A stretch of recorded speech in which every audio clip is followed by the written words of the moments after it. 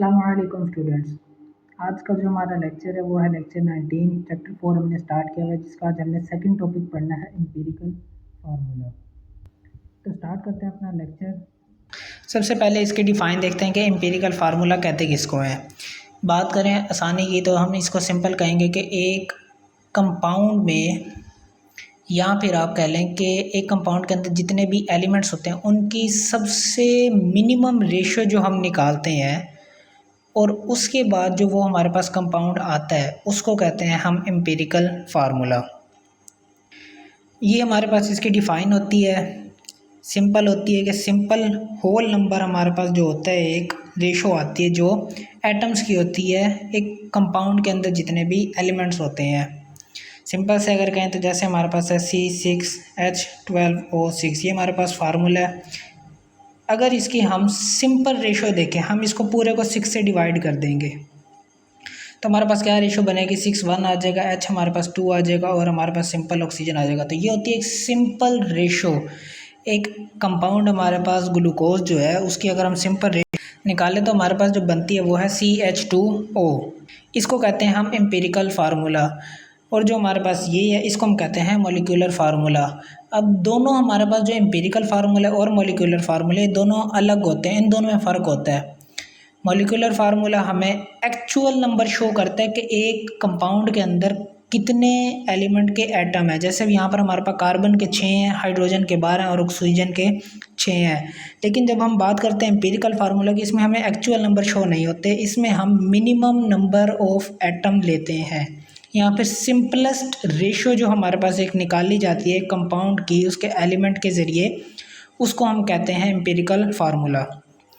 दूसरी बात यह है कि हम एम्पिरिकल फार्मूला को इस्तेमाल ही क्यों करते हैं, या फिर हमारे पास ये empirical formula, why empirical formula is important to us. तो इसकी हमारे पास 2 से 3 वजूहात हैं कि हम एम्पिरिकल फार्मूला के ज़रिए जो है अननोन कंपाउंड जो होते हैं, जैसे मिसाल के तौर पर अगर आप एक किसी लैब में हैं, आपको आपके प्रोफेसर जो हैं, आप 9th क्लास में भी वैसे एक्सपेरिमेंट जब आते हैं हमारे पास 10th में जाकर प्रैक्टिकल्स आते हैं, कुछ टीचर जो होते हैं वो अपने स्टूडेंट्स को प्रैक्टिकल्स करवाते हैं अपने स्कूल में ताकि बच्चों को समझ लगे, और कुछ नहीं करवाते। जहाँ करवाया जा रहा था वहाँ टीचर्स उन्हें बता रहे होते हैं कि वो उन्हें एक फ्लास्क देते हैं, पहले उन्हें सारा पढ़ा देते हैं इस चीज़ के बारे में, फिर उन्हें एक फ्लास्क देते हैं, उसके अंदर काफ़ी ज़्यादा चीज़ें मिक्स करके उन्हें दे देते हैं और उन्हें कहते हैं कि अब इस चीज़ को आपने बताना है कि इसके अंदर क्या क्या चीज़ें मिक्स हैं। जिन्होंने तो पढ़ा होता है ध्यान से वो इसको इस्तेमाल करते हैं, कुछ एक्सपेरिमेंट्स करते हैं और उसके बाद बता देते हैं कि टीचर इसमें ये चीज़ें शामिल हैं। तो इसीलिए हम बताते हैं कि एम्पिरिकल फार्मूला की इम्पोर्टेंट है कि ये अननोन कंपाउंड्स को, अब हमारे पास ये क्या था, एक अननोन कंपाउंड था, तो इसको क्या किया, पहचाना कैसे, कुछ एक्सपेरिमेंट्स करके। तो यहाँ पर हमारा पहला पॉइंट आ जाएगा कि ये यूज़ होता है आइडेंटिफाई करने के लिए अननोन कंपाउंड्स को, और वो किस तरह से,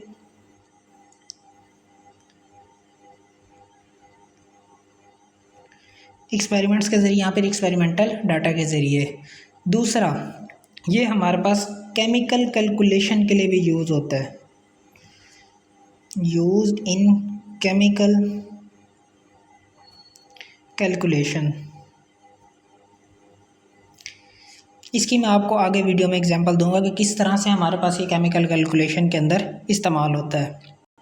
और तीसरी, अगर हम बात करें कि अगर कोई स्टूडेंट ये कहते हैं कि हमारे पास एम्पिरिकल फार्मूला हमारी दुनिया में, ये हमारे इर्द गिर्द हमारे सराउंडिंग में कहाँ इस्तेमाल होता है, तो आप ये याद रखें कि हमारे पास जितने भी ये फूड इंस्पेक्शन ऑफिसर्स होते हैं या फिर जितने भी फूड इंस्पेक्टर्स होते हैं, ये फूड एनालिसिस जो करते हैं एम्पिरिकल फार्मूला के ज़रिए ही करते हैं। यह आपके लिए एक एग्जांपल है कि हमारे पास जितने भी फूड एनालिसिस वगैरह होते हैं, किसी भी शॉप पर जाकर फूड इंस्पेक्टर जब भी कोई वगैरह छापे वगैरह मारने जाते हैं, तो जब वो फूड इंस्पेक्शन करते हैं कि खुराक यहाँ पर जो है वो सही मिल रही है या नहीं है, इसमें मिलावट है, किस चीज़ की मिलावट है, किस तरह से मिलावट है, तो वो सारा हमें इस चीज़ के बारे में बताते भी हैं कि इसमें इस चीज़ की मिलावट हुई है, इस चीज़ की मिलावट हुई है। कुछ दुकानें इसी वजह से सील कर दी जाती हैं क्योंकि उनके अंदर इस तरह की खलीज चीज़ें मिलावट की होती हैं जो खाने के काबिल भी नहीं होती।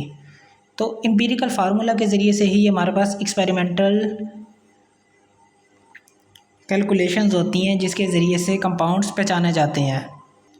अब हम बात करते हैं कि कैलकुलेशन की किस तरह से जाती है। मतलब हमने बात की कि एम्पिरिकल फार्मूला इस्तेमाल किया जाता है आइडेंटिफाई करने के लिए, लेकिन हम किस तरह से आइडेंटिफाई करें, सबसे पहले क्या करें, उसके बाद क्या करें। तो वो स्टेप्स मैंने ये ख़ुद बनाए हैं कि आप अगर इस तरह से चलें तो आपको आसानी होगी। पहला स्टेप ये करें आप कि आपको जो भी कंपाउंड मिला है आप उसकी पहले कंपोजिशन देखें, उसकी परसेंटेज में कंपोजिशन देखें। मतलब पहले आप करें राइट दी परसेंटेज कंपोजिशन।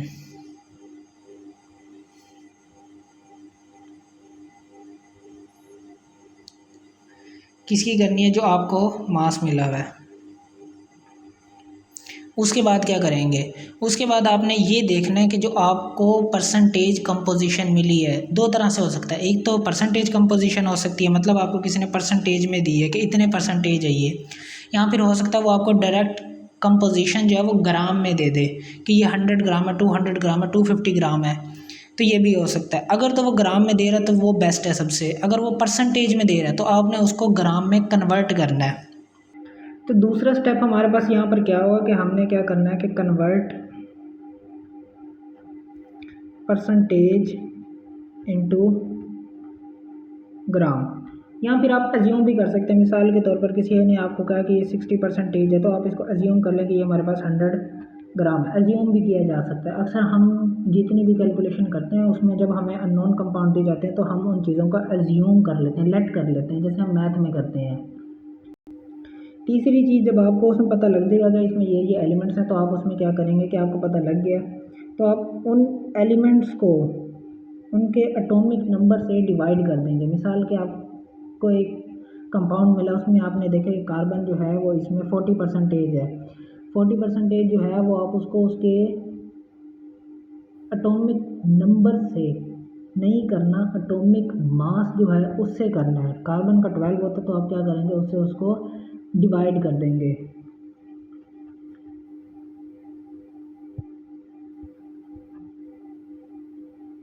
तो तीसरा स्टेप हमारा ये होगा कि हम एक एलिमेंट जो है उसके अंदर उसको डिवाइड करेंगे उसके एटॉमिक मास से, ताकि हमें क्या मिल जाए, मोल वैल्यूज़, नंबर ऑफ मोल्स। उसके बाद हमारे पास जो फोर्थ पॉइंट आता है उसमें आता है कि हम डिवाइड करेंगे ऑल मोल्स को स्मॉलेस्ट वैल्यू से। चौथा पॉइंट आप ये लिख लें अगर आप लिखना चाहते हैं तो जिस तरह से आपने एक एलिमेंट की मोल वैल्यू निकाली, इस तरह आप सबको डिवाइड करेंगे उनके एटॉमिक नंबर, एटॉमिक मास से, तो आपको क्या मिल जाएगी, सबकी स्मॉलेस्ट मोल वैल्यू। और फिर जब स्मॉलेस्ट मोल वैल्यू आ जाएगी तो आप देखेंगे कि सबसे छोटी वैल्यू कौन सी है। तो जो सबके एटॉमिक मास को डिवाइड करने के बाद जो वैल्यू निकली है उनमें जो सबसे छोटी होगी उसके ज़रिए से हम बाकी सबको डिवाइड करेंगे। पांचवा पॉइंट हमारे पास ये है कि अगर कोई रेशो जो है हमारे पास वो होल नंबर में नहीं है तो हम उसे क्या करेंगे, 2, 3 या किसी भी नंबर से मल्टीप्लाई करने के बाद उसे होल में लेकर आएंगे।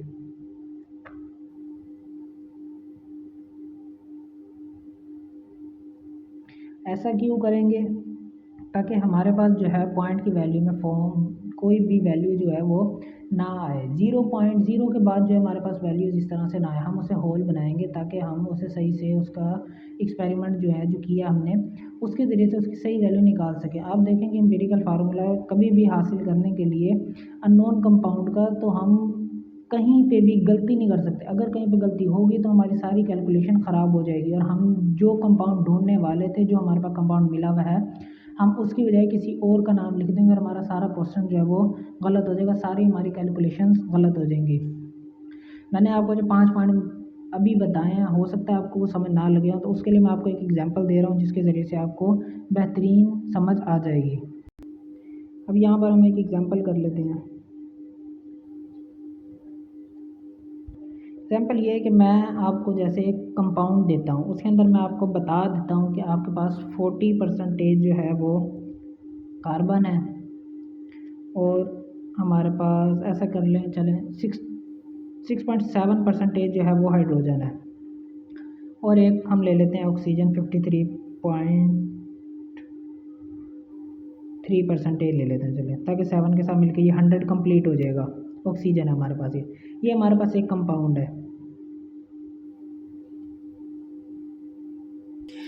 यहाँ मैंने ये 5 पॉइंट लिख दिए हैं ताकि आपको जब मैं ये एग्जांपल समझाऊं ताकि आपको समझ आती रहे। सबसे पहले हमने कंपाउंड के एलिमेंट्स को आइडेंटिफाई करना है, उसके बाद उन्हें कन्वर्ट करना है, उसके बाद हर एक एलिमेंट जो है उसको उसके एटॉमिक मास से डिवाइड करना है। फिर उसके बाद जब सारे एटॉमिक मास से डिवाइड हो जाएंगे अपने अपने, तो उसके बाद जो सबसे स्मॉलेस्ट रेशो हो, स्मॉलेस्ट मोल होगा, उसके ज़रिए से हम सबको डिवाइड करेंगे ताकि सबसे स्मॉलेस्ट रेशो आ जाए। उसके बाद अगर रेशो हमारे पास होल में नहीं है तो हम उसे किसी भी नंबर से 2, 3, 4, 5 इस तरह से मल्टीप्लाई करेंगे ताकि हम उसे होल में ले आएँ। तो स्टार्ट करते हैं अपनी एग्जांपल को। सबसे पहला पॉइंट हमारे पास आइडेंटिफाई कंपाउंड, वो हमने कर लिया कार्बन, हाइड्रोजन, ऑक्सीजन। उसके बाद मैंने आपको कहा था कन्वर्ट करना अपने परसेंटेज से ग्राम के अंदर। अब हमारे पास 40% है तो हम इसको कन्वर्ट कर लेते हैं, या फिर अब डायरेक्ट अज्यूम कर लें कि हमारे पास 40 ग्राम कार्बन है। इसी तरह 6.7 ग्राम हमारे पास हाइड्रोजन है और 53.3 ग्राम हमारे पास ऑक्सीजन है। अब कार्बन का हमारे पास एटॉमिक मास होता है 12, तो हम 40 से डिवाइड करेंगे 12 को 40 से डिवाइड करेंगे तो हमारे पास आंसर आ जाएगा इसका 3.33।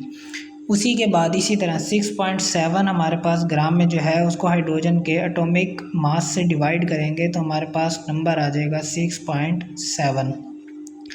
इसी तरह हम ऑक्सीजन के भी मल्टीप्लाई करेंगे और ऑक्सीजन का हमारे पास एटॉमिक मास होता है 16, डिवाइड करेंगे इसे 16 से तो हमारे पास आंसर आ जाएगा इसका 3.33। या आप अपनी कैलकुलेशंस खुद भी कर सकते हैं और डिवाइड करके देख भी सकते हैं कि आंसर सही आए भी हैं या नहीं आए।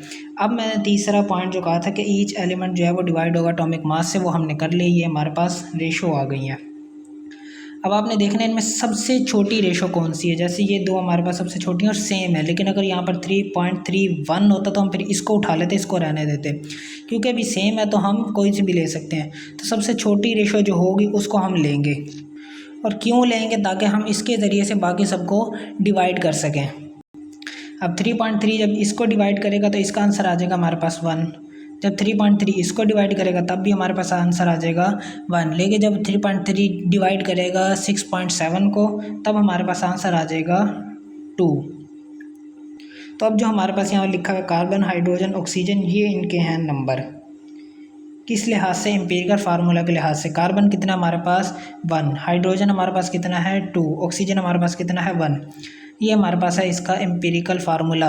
और अगर हम इसका मॉलिक्यूलर फार्मूला देखें तो हमारे पास बनता है C6H12O6। मैंने शुरू में ही आपको ये वैसे एग्जांपल बता दी थी और किस तरह से ये हम करते हैं सारा मैंने आपको प्रोसेस समझा दिया। अगर आपको इसकी समझ आई है तो आप वीडियो को लाइक करें और चैनल को सब्सक्राइब करें। इस तरह की और वीडियोस मैं लाजमी डालता रहूँगा। नेक्स्ट लेक्चर जो होगा वो हमारे पास होगा बाइनरी आयनिक कंपाउंड पर, जिसमें मैं आपको बताऊंगा किस तरह से जब भी दो कंपाउंड मिलते हैं वो आपस में किस तरह से कंबाइन रहते हैं। हम जानते हैं बॉन्ड तो बनता है, लेकिन बॉन्ड भी इस तरह से थोड़ा ना बन जाता है कि एक एटम आता है दूसरे के साथ जुड़ जाता है। वो आपको मैं सारा कुछ बताऊंगा नेक्स्ट वीडियो में। मिलते हैं नेक्स्ट लेक्चर में।